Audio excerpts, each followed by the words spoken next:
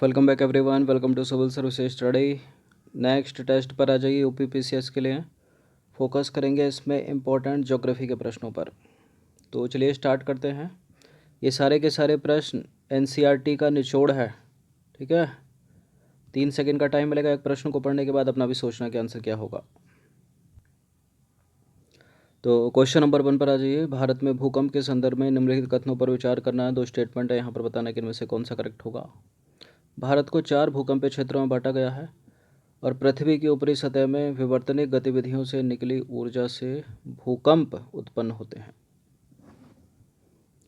बताइए। देखिए, भारत को 5 भूकंपीय क्षेत्रों में बांटा गया है, 4 नहीं, गलत है पहला वाला स्टेटमेंट, दूसरा वाला करेक्ट है, तो केवल 20 का आंसर हो जाएगा।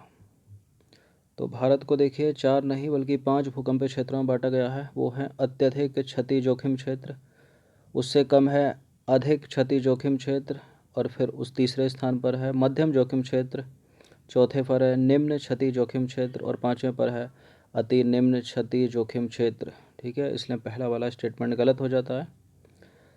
दूसरा वाला करेक्ट है, क्योंकि भूकंप पृथ्वी की ऊपरी सतह में विवर्तनिक गतिविधियों से निकली ऊर्जा से पैदा होते हैं।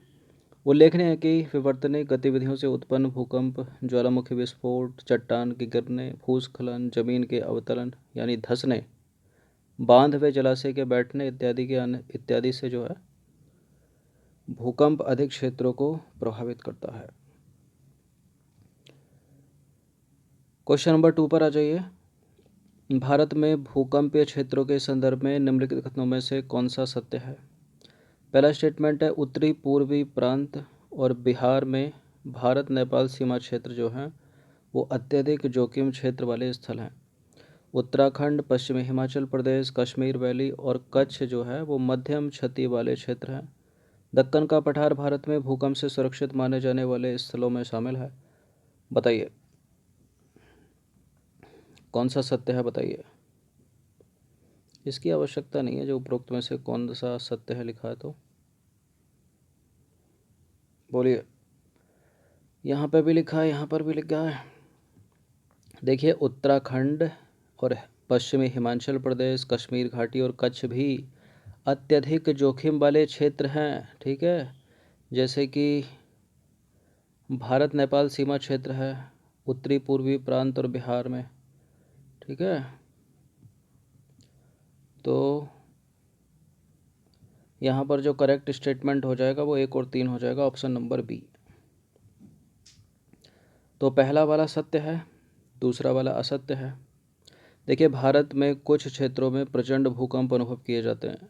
इनमें से है उत्तरी पूर्वी प्रांत और बिहार में भारत नेपाल सीमा क्षेत्र के अतिरिक्त उत्तराखंड हो गया, पश्चिमी हिमाचल प्रदेश हो गया। एक थंबनेल में प्रश्न पूछा है इससे रिलेटेड, पूर्वी हिमाचल प्रदेश वहाँ पर लिखा है तो वही नहीं होगा। ठीक है, मतलब वो गलत होगा वहाँ पर, क्योंकि पश्चिमी हिमाचल प्रदेश है, कश्मीर घाटी है, कच्छ क्षेत्र जो है, ये सारे के सारे अति जोखिम क्षेत्र वाले स्थल के अंतर्गत आते हैं।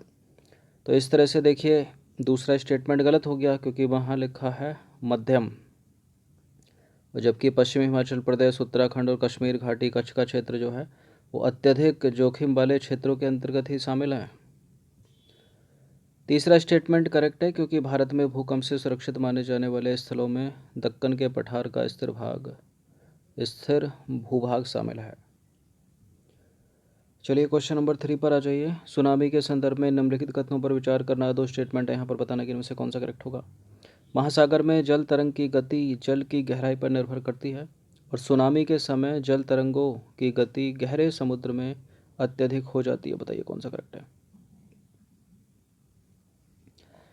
बताइए कौन सा करेक्ट है। दोनों के दोनों स्टेटमेंट करेक्ट हैं, ये सी है इसका आंसर। तो उपरोक्त दोनों के दोनों सत्य हैं। महासागर में जल तरंग की गति जल की गहराई पर निर्भर करती है। इस तरह जल की गति उथले समुद्र में ज़्यादा और गहरे समुद्र में जो है वो कम होती है।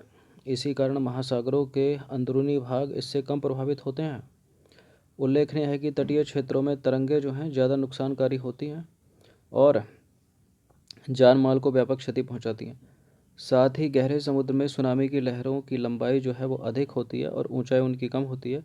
इसलिए समुद्र के इस भाग में सुनामी जलपोत को 1 या 2 मीटर तक ही ऊपर उठा सकती है। इस प्रश्न का उत्तर दीजिए तो निम्नलिखित में से कौन सा सूखे का प्रकार है? कृषि संबंधी सूखा, जल विज्ञान संबंधी सूखा, पारिस्थितिक सूखा। ये तीनों के तीनों जो हैं वो कृषि सूखे के प्रकार हैं, ठीक है, या सूखे के प्रकार हैं, तो डी हो जाएगा इसका आंसर उपरोक्त सभी। देखिए, सूखा एक जटिल परिघटना है जिसमें कई प्रकार के मौसम विज्ञान संबंधी तथा अन्य तत्व जैसे कि वृष्टि, वाष्पीकरण, वाष्पोत्सर्जन, भौम जल, मृदा में नमी, जल भंडारण व भरण और कृषि पद्धतियाँ, विशेषतः उगाई जाने वाली फसलें हो गई, सामाजिक आर्थिक गतिविधियाँ और पारिस्थितिकी शामिल है। अब बात करते हैं सूखे को के प्रकारों की। देखिए, सूखे को कई रूपों में वर्गीकृत किया गया है, जैसे कि मौसम विज्ञान संबंधी सूखा, कृषि सूखा, जल विज्ञान संबंधी सूखा और पारिस्थितिकी सूखा। चलिए, इस प्रश्न का उत्तर दीजिए तो सूखे के संदर्भ में निम्नलिखित कथनों पर विचार करना है। मिट्टी में आर्द्रता की कमी के कारण जब फसलें मुरझा जाती हैं तो इसे कृषि सूखा कहा जाता है, और लंबे समय तक अपर्याप्त वर्षा के कारण सामयिक और स्थानिक वितरण के असंतुलन की स्थिति को जल विज्ञान संबंधी सूखा कहा जाता है। बताइए कौन सा करेक्ट है? देखिए, मिट्टी में आर्द्रता की कमी के कारण जब फसलें मुरझा जाती हैं तो बिल्कुल इसे कृषि सूखा कहा जाता है, लेकिन लंबे समय तक अपर्याप्त वर्षा के कारण जो असंतुलित स्थिति पैदा होती है उसको मौसम विज्ञान संबंधी सूखा कहेंगे ना, जल विज्ञान संबंधी सूखा नहीं कहेंगे। गलत है दूसरा वाला स्टेटमेंट, पहला सही है केवल। तो कथन एक सत्य है, मिट्टी में आर्द्रता की कमी के कारण जब फसलें मुरझा जाती हैं तो इसे कृषि सूखा कहा जाता है। दूसरा गलत है, लंबे समय तक अपर्याप्त वर्षा के कारण सामयिक और स्थानिक वितरण के असंतुलन की स्थिति को मौसम विज्ञान संबंधी सूखा कहा जाता है, ना कि जल विज्ञान संबंधी सूखा। ट्रक फार्मिंग बताइए किसे कहते हैं? जहाँ कृषि ट्रैक्टर के माध्यम से की जाती है, ट्रैक्टर आदि के द्वारा की जाती है।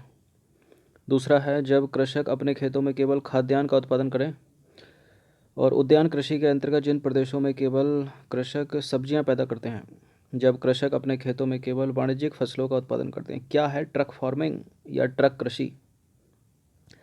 देखिए, ट्रैक्टर से रिलेटेड नहीं है ये।